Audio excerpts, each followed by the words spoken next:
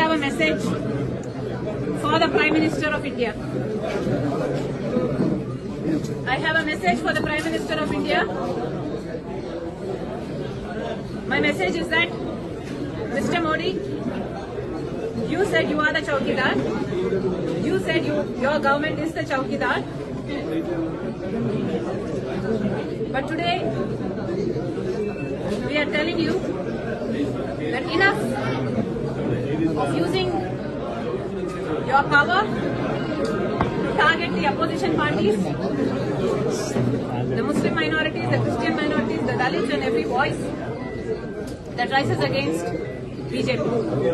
It is time that you started using your power, that you put your energies and use all the network and the central agencies for the good of this nation and to protect our borders from external forces.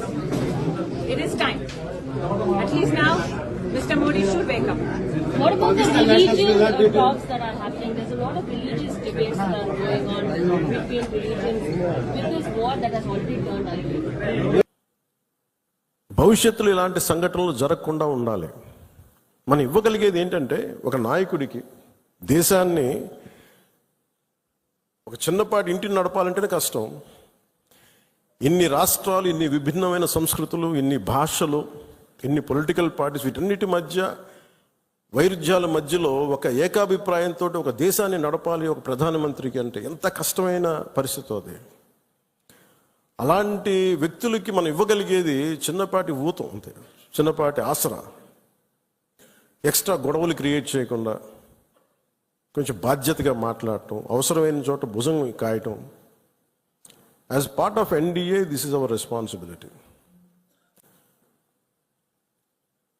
రేపొద్దున యుద్ధ పరిస్థితులు రావచ్చు, రాకపోవచ్చు నాకు తెలియదు as on today.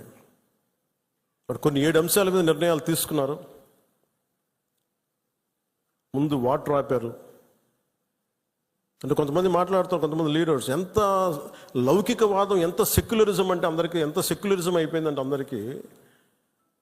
నేను అనేది, మన కంట్రీ స్లోగనే సత్యమేవ జయతే. Unlike America, in God we trust అంట. 3 కోట్ల దేవతలు ఉన్న దేశాలలో మన సత్యాన్ని నమ్ముతాం, కానీ మన అమెరికాలాగా ఇన్ గాడ్ వి ట్రస్ట్ ఒక దేవుడిని పెట్టలేదు మన దేశంలో. We're beyond religion, we're beyond God. Truth is eternal. సత్యం అంటే ఏంటి? ఒక తప్పుని తప్పుగా చెప్పడం, ఒప్పుని ఒప్పుగా చెప్పడం. If I make a mistake, I'll say admitted it's a mistake. Constant కరెక్షన్లో ఉండాలి. ఎటర్నల్ ట్రూత్ అది. అలా కాకుండా ఇంత 26 మంది చనిపోతే మత ప్రాతిపాదికని చంపినా కానీ మన సెక్యులర్ వాదులు, సో కాల్డ్ సూడో సెక్యులరిస్, వాళ్ళు ఏం మాట్లాడుతున్నారు? మతవాడికి చంపలేదంటారు. చనిపోయిన మధుసూదన్ గారి భార్య, అందరూ వాళ్ళ అబద్ధాలు చెప్తారు. వాళ్ళు పాకిస్తాన్ని ప్రేమిస్తా అంటారు. వీళ్ళందరూ ఇక్కడ భారతదేశంలో కూర్చొని మీరు పాకిస్తాన్ని ప్రేమిస్తుంటారు. మొన్న కొంతమంది నాయకులు డిబేట్లో మాట్లాడుతుంటే చూస్తున్నాను. మీరు పాకిస్తాన్ అంత ప్రేమిస్తే దయచేసి పాకిస్తాన్కి వెళ్ళిపోండి. ఇక్కడ ఎందుకు? పాకిస్తాన్ మీద మీకు అంత ప్రేమే ఉంటే, ఇది మాట్లాడుతున్న పని ఏదైనా వీళ్ళందరూ కూర్చొని కాంగ్రెస్ నాయకులు వీళ్ళందరూ, కొంతమంది ఎమ్మెల్సీలు కూడా ఉన్నట్టుగా అనిపించింది నాకు చూస్తుంటే. ముఖ్యంగా సౌత్ నుంచి ఉన్నారు కొంతమంది సీనియర్ కాంగ్రెస్ నాయకులేమో కాంగ్రెస్లోనే విభేదం ఉంది. మేము వెళ్ళిపోతే మీరు పాకిస్తాన్ని, మీరు భారతదేశంలో దాడి జరిగినప్పుడు భారతదేశానికి నిలబడాలి తప్ప పాకిస్తాన్కి నిలబడతాం మీరు సెక్యులరిజం అంటే అది ఏ ససేమిరా ఎవరు ఒప్పుకోరు. ఇక్కడ ఆ బలం మనం చూపించాలి. మనం ప్రాణాలు పోతే తిరిగి వస్తాయా?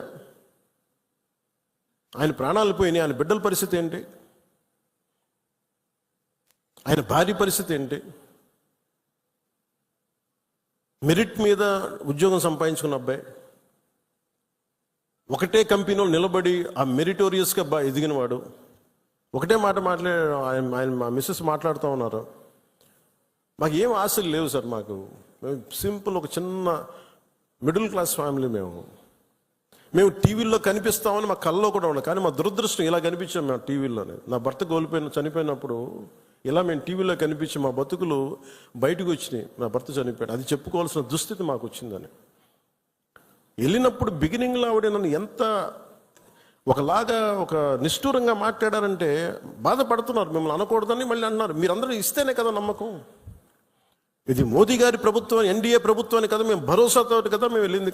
మేము కాశ్మీరు ఇన్ని కోట్ల మంది వెళ్ళారని మీరు అందరూ చెప్తేనే కదా మేము వెళ్ళాం కాశ్మీరు. మమ్మల్ని ఇలా పెట్టేశారు ఏంటనేది ఆవిడ మాట్లాడుతుంటే ఆవిడ నాలో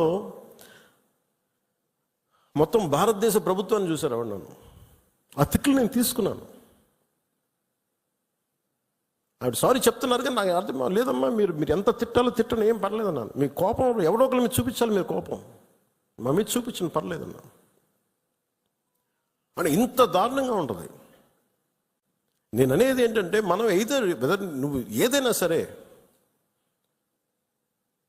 మత ప్రాతిపాదికన చంపటం ఇది మటుకు అస్సలు ఏమాత్రం సహించలేదు.